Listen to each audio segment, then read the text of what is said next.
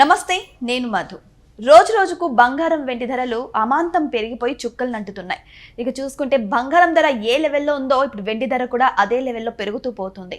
అయితే నెలకి ఇప్పటికి చూసుకుంటేనే తేడా 50% పెరిగినట్లు నిపుణులు కూడా చెబుతున్నారు. అసలు బంగారం ధర తగ్గుతుందా, వెండి ధర కూడా తగ్గే అవకాశాలు ఉన్నాయా, లేకపోతే ఇలాగే పెరుగుతూ పోతాయా? అయితే రోజు మనం తెలుసుకుందాం. ప్రస్తుతం మనతో పాటు ఉన్నారు senior journalist doctor Durga Vadlamani గారు. వారిని అడిగి మరిన్ని విషయాలను తెలుసుకుందాం. నమస్కారం మేడం. నమస్తే అండి మేడం, బంగారం వెండి ధరలు చూస్తుంటే రోజు రోజుకి చాలా పెరిగిపోతున్నాయి, ఆకాశాన్ని అంటుతున్నాయి. సామాన్య ప్రజలకు అందుబాటులో కనీసం కనుచూపు మేరలో కూడా ఉండడం లేదు. ఇప్పటికైనా బంగారం ధరలు తగ్గుతాయి, ఇలాగే పెరుగుతూ పోతాయి మేడం? తగ్గడమా? ఇప్పట్లో తగ్గే సూచనలు కనిపించట్లేదండి. ఎందుకంటే మనకి అంతర్జాతీయంగా మీరు చూశారు, రాజకీయంగా భౌగోళికంగా ఎటువంటి అనిశ్చితి ఉందో. సో ఈ సందర్భంలో మనం అసలు ఎప్పటికప్పుడు కొనేసుకోవటమే బెటరేమో. ఇంకెందుకంటే ఇంక మనం అసలు బంగారం అనేది మనం మ్యూజియంలో చూసే స్టేజ్కి వెళ్ళిపోతామేమో కదా. ఎందుకంటే మనలాంటి వాళ్ళం ఇంకా కొనలేము. కాబట్టి ఇవాళ అసలు మీరు అన్నట్టుగా ఒక నెలలో వెండి డబుల్ అయిపోయింది. ఎవరు ఊహించలేదు అసలు. 80,000 86,000 అని మనం విన్నది 90,000 దాకా వచ్చి అసలు ఇలా జంప్ అవ్వడం అంటాం చూడండి, అట్లా జంప్ అయిపోయింది. అందులో అసలు మనకి బంగారం వెండి మనం కొనకుండా మనకి అవ్వదు. మనకి అసలు మనం పెట్టుబడి పెట్టేదే బంగారం మీద. వెండి కూడా మనం బాగానే కొంటాం. పెళ్ళికి వెండి లేకుండా పని అవ్వదు, పూజలకి వెండి లేకుండా పని అవ్వదు మనకి. అసలు ఇవాళ ఆలోచిస్తుంటే అసలు ఏంటి, మనం ఎక్కడికి వెళ్ళిపోతున్నాము, ఈ మార్కెట్ ఎట్లా దీన్ని అసలు అదుపులోకి వస్తుందా రాదా అనే సందేహం ఉంది. ఇవాళ తెల్లారి లేచి చూస్తే వెండి 10,000 పెరిగింది పొద్దున 11ంటికి. బంగారం 3,220 ఎంతో పెరిగింది గ్రాముకి. అసలు ఏంటండి, ఎలా కొంటాం మనం? ఇప్పుడు అందరూ కూడా ఇంకొకటి, మనకి పెట్టుబడికి కూడా ఆడవాళ్ళకి బంగారమే కదా. ఇప్పుడు అవసరానికి మనం కుదువ పెట్టి తెచ్చుకుంటాం మనం. ఇవాళ అంటే ఉన్న కొంచెం కుదువ పెట్టుకుంటే బాగానే వస్తుంది, అది కాదు క్వశ్చన్. కొనడానికి లేకుండా ఇప్పుడు పిల్లలకి మనం చెవులు కుట్టించాలన్నా ఇంకొకటి చేయాలన్నా ఇప్పుడు ఎంత అసలు ఆకాశాన్ని అంటడం అంటే ఇదే. అసలు ఇవాళ ఢిల్లీ మార్కెట్ మనకంటే కొంచెం తక్కువ ఉన్నట్టుంది కంపారిటివ్గా. బట్ ఏది ఏమైనా వెండి బంగారం కొనేయాలంటే ఇప్పుడే కొనేయాలండి. అయితే ఇది ఎంతవరకు దీని మీద పెట్టుబడి పెట్టచ్చు? 4 లక్షలు పెట్టి కిలో వెండి కొనాలా, దానికి ఇంకో 4 లక్షలు వేసి ఏమైనా స్థలం కొనాలా అంటే స్థలాల ధరలు కూడా అలాగే ఉన్నాయి. ఇప్పుడు ఏమైపోయిందంటే మనం బతుకుతున్న స్థితి ఎట్లా ఉందంటే సామాన్య మానవుడు బతకడానికి ఏమీ లేదు. మనం రెంట్లు కట్టుకోలేము, భూములు కొనుక్కోలేము, ఇళ్ళు కొనుక్కోలేము, ఇప్పుడు బంగారం కొనలేము, వెండి కొనలేము. ఇంకా మనం ఏం కొంటాం? నిత్యావసర వస్తువుల ధరలు పెరిగిపోతున్నాయి. అసలు మీకు క్వాలిటీ ఫుడ్ అనేది దొరకట్లా.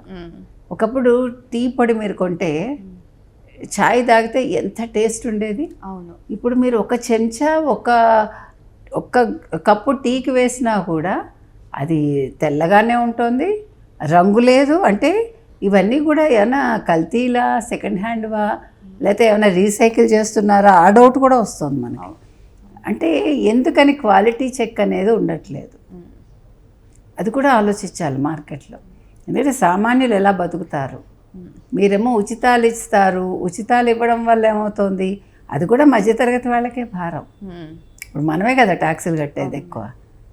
గొప్ప వాళ్ళు కడతారనుకోండి, అది వేరు, తక్కువ ఉంటారు వాళ్ళు. కాబట్టి ఇవాళ బంగారం వెండి అనేది మనం ఇప్పటికైనా కొనుక్కోగలిగితే కొనుక్కోవడం, లేకపోతే ఇంకా ఆశలు వదిలేసుకోవటమే మనం. ఎందుకంటే బంగారం ఇందాక నేను చెప్పినట్టుగా ఫ్యూచర్లో మనం ఓహో బంగారం ఇలా ఉండేది అని ఫ్యూచర్ తరాలు ఏమైనా తెలుసుకుంటాయా, లేదు వాళ్ళు కొనగలరా మనకు తెలియదు. మనకి అసలు బంగారం లేకుండా జీవితం వెళ్ళదు. అవును మేడం, చాలా మంది డబ్బులు అలాగే పెట్టేసుకుంటారు మేడం. ఎందుకంటే మా అమ్మాయి పెళ్లికి బంగారం కొనాలి, లేకపోతే మా అబ్బాయి పెళ్లికి బంగారం కొనాలని పెట్టేసేసుకుంటూ ఉంటున్నారు. ఇప్పుడు చూస్తే ఇక్కడ చూస్తే బిస్కెట్లు కొని పెట్టుకున్న వాళ్ళు అదృష్టవంతులు. బంగారం వెండి చాలా మంది కొని పెట్టుకుంటారు. అంటే అంత డబ్బు మన దగ్గర ఉండదు కదా. ఇప్పుడు బిజినెస్ చేసేవాళ్ళు, రియల్ ఎస్టేట్ వాళ్ళందరూ కూడా బిస్కెట్లు కొని పెట్టేసుకుంటారు. అందుకని వాళ్ళకి ఇవాళ కొంచెం హ్యాపీ అనమాట. తర్వాత అది కంసాలు అంటే ఆచారి అంటారు కదా, వాళ్ళు కూడా కొనుక్కొని పెట్టుకుంటారు. సో ఇప్పుడు ఇవాళ మీరు ఎంత చూసుకున్నా కూడా గోల్డ్ షాపులన్నీ కూడా కొంచెం వెలవెలబోతున్నాయి. యాక్చువల్గా ఇప్పుడు మనకి మాఘమాసం పెళ్ళిళ్ళ సీజన్ మళ్ళీ మొదలవుతుంది. అందులో ఇప్పుడు మహామౌఢ్యం అవుతుంది మనకి, 13 వరకు ఉంది. మహాశివరాత్రి వెళ్ళాక మళ్ళీ ముహూర్తాలు ఉండొచ్చు. ముహూర్తాల టైంకి ఏం కొంటారు? ఇప్పుడు మంగళసూత్రం కొనడానికే గగనం అయిపోతుంది కదా. సో పెళ్ళిళ్ళు కూడా చాలా ఖరీదైపోతాయి. కొంతమందికి ఇంత బంగారం పెట్టాలని లెక్క ఉంటుంది. ఇప్పుడు బంగారాలు ఏం పెడతారు నా మొహం, అంత అవేమీ జరిగే పనులు కాదు. సో ఇంకా పెళ్ళిళ్ళు కూడా బంగారాలు వెండిలు డిమాండ్ చేయకుండా, కట్నాలు డిమాండ్ చేయకుండా, పిల్లాడు నచ్చితే సింపుల్గా పెళ్లి చేయటం అనేది బెటర్.